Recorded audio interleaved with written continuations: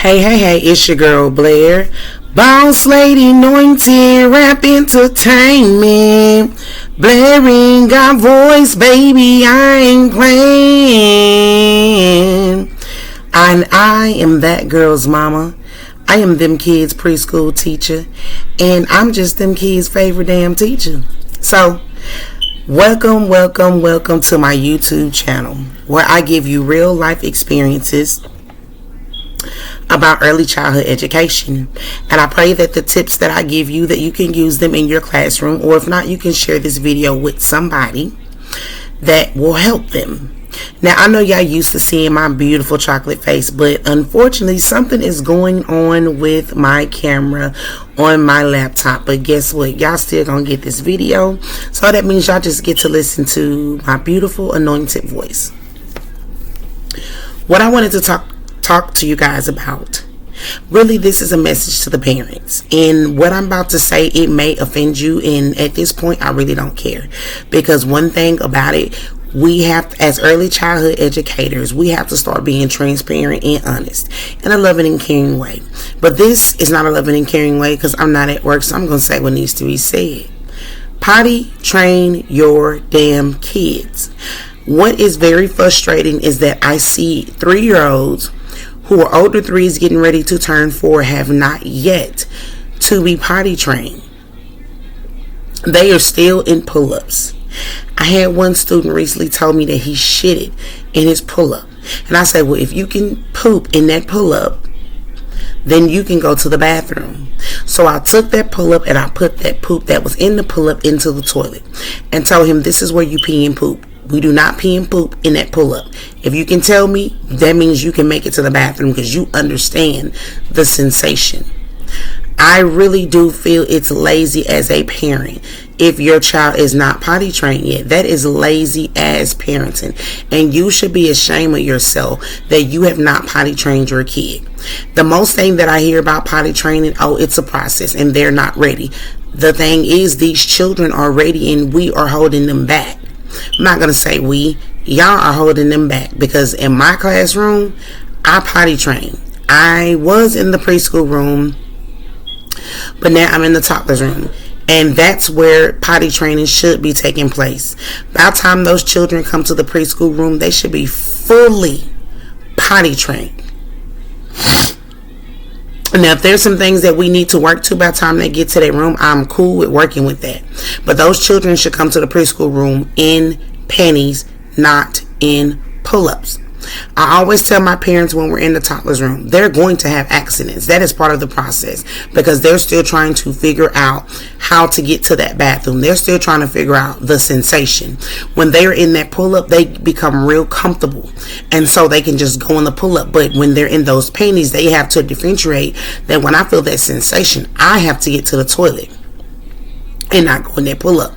And even if they do go in those underwear, I put them right back in underwear, and I reiterate to them where they need to pee and poop. But peeing and pooping in your clothes is not okay. It's not okay. We have to get to that bathroom. So I just experienced something just recently where so if for you guys that don't know, I'm working between 2 child care centers. I work 10-hour days. So I'm working in the morning at one, in the afternoon at the other. So in the morning time, I'm working in the toddler room, and in the toddler room we potty train. In the toddler room, I've gotten 2s out of pull-ups into underwear, and they've had no problems. I have one baby that I potty trained in 2 weeks. I kid you not, because my routine has always been the same. My routine is consistent. In order for potty training to work, you have to be consistent. You cannot confuse a toddler by putting them back and forth in between pull-ups. No, if you're going to switch to underwear, completely switch to underwear. They're going to be accidents. I always tell my parents, bring me multiple change of clothes, because I don't care how many multiple accidents that they have in a day. I'm switching them right back into underwear, because I want to build up confidence. That's how you build up confidence, to get them to that toilet.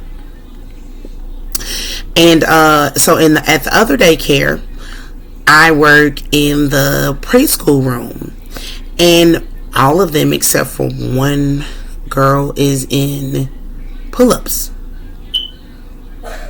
Maybe 2 or 3, but most of them are in pull-ups. And it was one little girl that was in pull-ups, and I told her mom, I was like, hey, every time she wakes up from nap, she is dry. I think you can put her in underwear. She was like, well, we tried and it just didn't work. I said, well, try again. Try again.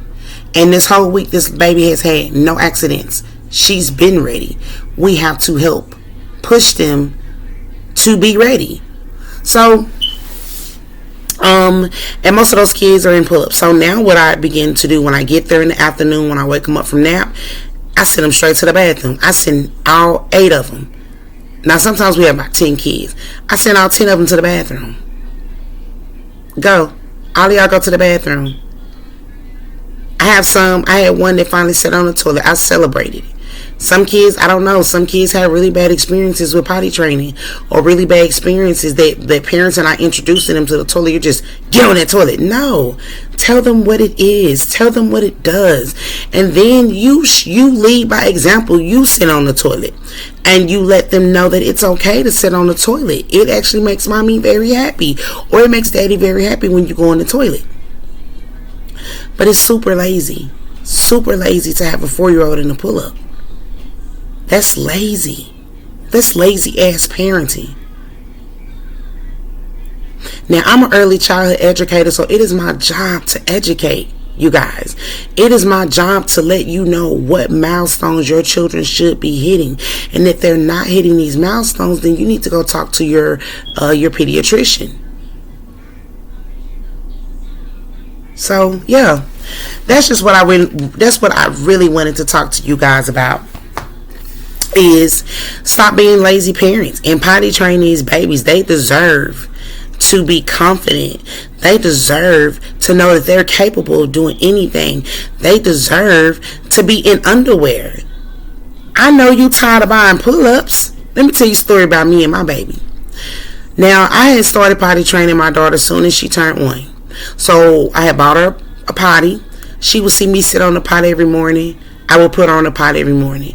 Right before we would leave the house, I would sit her in front of the TV where she would watch her Sesame Street, and she would sit on that potty until she go. Now, we didn't full-fledged head-on go into potty training until she was actually 2, but I had started the process at 1. And I got to a new daycare because I had transitioned from Dallas back to Fort Worth. You know, life had happened. I had to move back home. So I got to the daycare and I told the lady, I was like, I'm tired of buying pull-ups. She was like, well, stop buying them. I was like, well, what if she have accidents? She was like, that's part of the process. I was like, but what if she shit on herself? She's like, that's part of the process.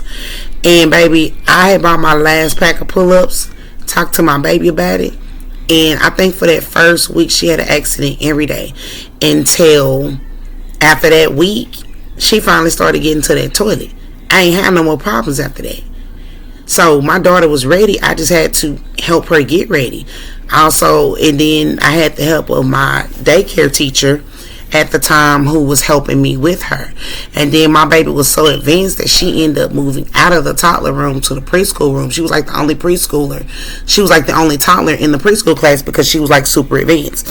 So get these kids ready. It's all about getting them ready for the next level, because guess what, when they get to elementary school, they are expecting these kids to be emotionally regulated, self-sufficient, and independent. And if your child has an accident and cannot change themselves, they're going to send them to the nurse's office, because those teachers are not allowed to touch those kids, because those kids are at the point where they can say somebody touched me inappropriately, and that can be an iffy situation. So they don't even touch them.